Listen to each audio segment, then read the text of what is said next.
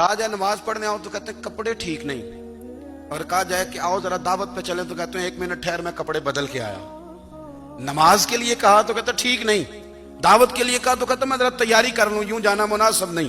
یہ معاملہ ٹھیک نہیں۔ رب تو فرماتا ہے کہ جب تم مسجد میں آئے تو زینت اختیار کر کے آ، خوب ذوق سے دعا مانگے، خوب شوق سے نماز پڑھیں، خوب استغفار کا مزاج بنائیں۔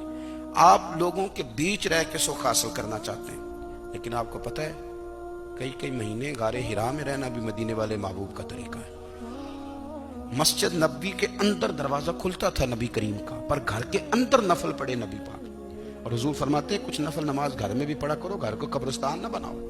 ہمارا گھر اللہ کے ذکر سے آباد ہوگا۔ میں جب سنت پڑھنے کے لیے گھر میں کھڑا ہوتا ہوں تو میرا جو 2.5-3 سال کا بیٹا ہے نا، وہ بھی میرے ساتھ نماز پڑھنی شروع کر دو۔ اسے پتہ کوئی نہیں نماز کیا ہوتی ہے، لیکن وہ بھی نا سجدہ نہ بھی کرنا ہے تو ساتھ لیٹ ضرور جاتا ہے۔ پتہ چلا بچے لیکچر دینے سے نماز نہیں پڑھتے، نماز شروع کر دیں تو بچے بھی شروع کر دیتے ہیں۔